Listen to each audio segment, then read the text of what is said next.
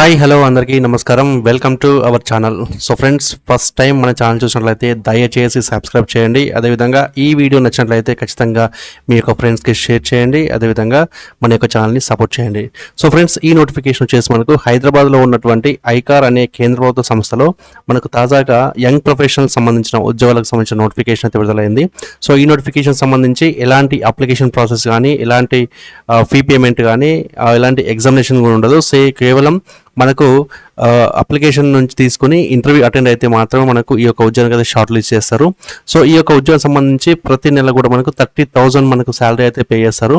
So దీనికి సంబంధించి application ప్రాసెస్ని ఏ విధంగా ఫిల్అప్ చేయాలి, వాటిని మనం ఏ విధంగా సబ్మిట్ చేయాలనే విషయాన్ని మనం ఈ యొక్క వీడియోలో క్లియర్గా తెలుసుకుందాము.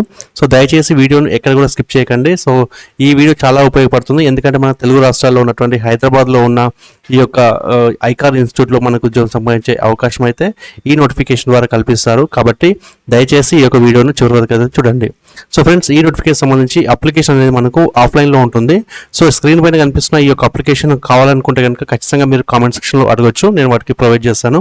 సో ఈ యొక్క అప్లికేషన్ సంబంధించి పొజిషన్ నెంబర్ అనేది మనకు ఇక్కడ నోటిఫికేషన్లో వచ్చేసి position number 1 and position number 2 ఉంది.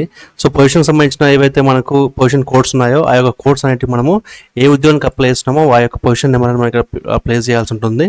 సో ఏ పొజిషన్కి మనం అప్లై చేస్తున్నామో ఆ యొక్క పొజిషన్ పేరు కూడా మనం ఇక్కడ రాయాల్సి ఉంటుంది. సో ఇక్కడ మనకు కనిపిస్తున్నాయి కదా, young professional 1 admin 1, young professional 1 admin 2 సంబంధించిన దాంట్లో మనకి పొజిషన్ నేమ్ అయితే ఉంటుంది.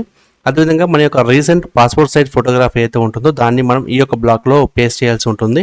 అదేవిధంగా మీ యొక్క పూర్తి పేరు మనకు బ్లాక్ లెటర్స్ అంటే క్యాపిటల్ లెటర్లో మనము ఈ యొక్క పూర్తి పేరు రాయాల్సి ఉంటుంది. అదేవిధంగా తండ్రి పేరు కానీ లేదంటే భర్త పేరు కానీ ఖచ్చితంగా మనం ఈ యొక్క బ్లాక్లో రాయాల్సి ఉంటుంది.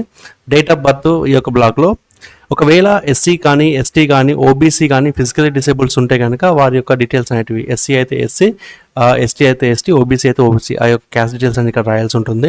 అదేవిధంగా మన యొక్క పూర్తి కరస్పాండెన్స్ అడ్రస్ వచ్చేసి మనకు పిన్ కోడ్తో సహా మనం ఈ యొక్క బ్లాక్లో ఖచ్చితంగా రాయాల్సి ఉంటుంది.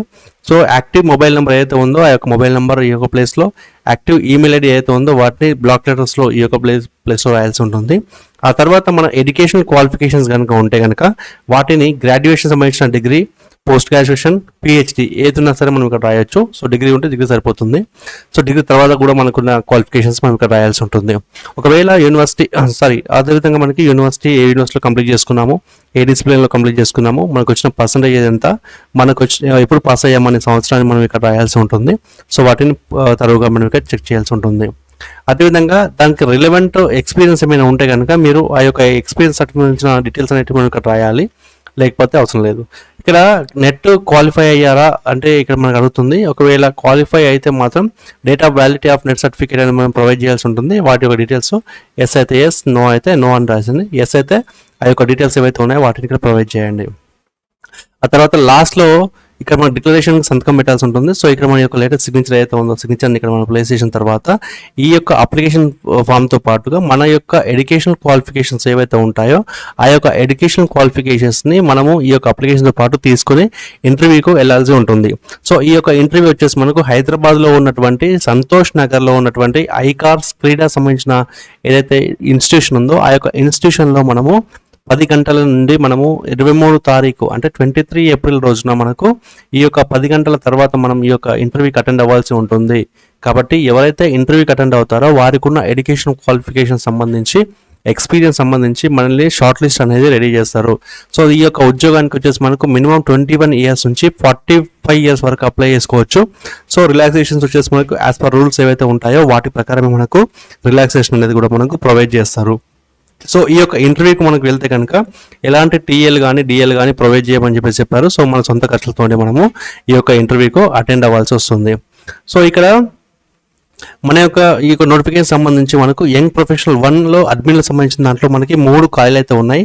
సో 3 ఖాళీలకు సంబంధించి బ్యాచిలర్ డిగ్రీ ఆఫ్ కామర్స్ లేదంటే bachelor degree of science with minimum 55% marks pass అయి ఉన్న వారైతే ఈ యొక్క ఉద్యోగానికి యంగ్ ప్రొఫెషనల్ 1 ఉద్యోగానికి అయితే మనకు ఎలిజిబుల్ అయితే ఉంటుంది. సో డిసైరబుల్ కింద చూసినట్లయితే మనకు candidates having at least 2 years of experience in any central government దాంట్లో కానీ, సెంట్రల్ అటానమస్ బాడీలో కానీ, ఏదైనా ఎన్విరాన్మెంటల్ ఇన్వాల్వింగ్ ఆపరేషన్స్లో కానీ, ఈ ఆఫీస్లో కానీ, ఈహెచ్ఆర్ఎంఎస్లో కానీ, సమర్థలో కానీ స్పారో దాంట్లో పిఎఫ్ఎంఎస్ దాంట్లో ఏదైనా ఒక సంస్థలో ఒక 2 years పనిచేసిన వారికి అయితే డిజైరబుల్ క్వాలిఫికేషన్ తీసుకుంటారు. సో దీనికైతే మనకు 30,000 శాలరీ అయితే ప్రతి నెల పే చేస్తారు. అదేవిధంగా యంగ్ ప్రొఫెషనల్ 1లో అడ్మిన్ 2కి సంబంధించిన దాంట్లో అయితే మనకు దీంట్లో కూడా మనకి కామర్సు, లేదంటే బ్యాచిలర్ బిజినెస్ అడ్మినిస్ట్రేషన్, లేదంటే bachelor of business studies with minimum 60% marks pass అయి ఉండాలని చెప్పారు. అదేవిధంగా డిజైరబుల్ క్వాలిఫికేషన్లో వచ్చేసి మనకు ఒకవేళ క్యాండిడేట్కి ఎంబీఏలో ఫైనాన్స్ కానీ ఎనీ పోస్ట్ గ్రాడ్యుయేషన్ ఉన్నా కూడా, అంటే ఫైనాన్స్లో ఉన్నా కూడా వారికి అయితే అవకాశాలు అయితే ఉంటాయి. సో దీంట్లో మనకి కూడా 30,000 శాలరీ అయితే మనకు ప్రొవైడ్ చేస్తారు.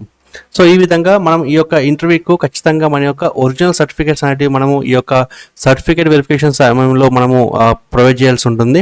ఒకవేళ మన యొక్క ఒరిజినల్ సర్టిఫికేట్స్ మనం ప్రొవైడ్ చేయకుండా ఇంటర్వ్యూ కట్టేది కనుక మన యొక్క అప్లికేషన్ అనేది రిజెక్షన్ అవుతుందని చెప్పేసి కూడా మనకు నోటిఫికేషన్లో క్లియర్గా తెలియజేశారు.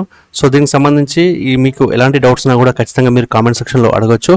సో ప్రతి ఒక్క ఇన్ఫర్మేషన్ కూడా ఆన్సర్ చేసే ప్రయత్నం చేస్తాను. సో ఫ్రెండ్స్, ఇది మన హైదరాబాద్లో ఉన్నటువంటి ఐకార్ సంస్థలో మనకు ఉద్యోగాల అవకాశాలు సంబంధించిన నోటిఫికేషన్. సో మళ్ళీ ఒక నోటిఫికేషన్తో మళ్ళీ ముందుకు వస్తాను. అంతవరకు సెలవు. నమస్తే. జై హింద్.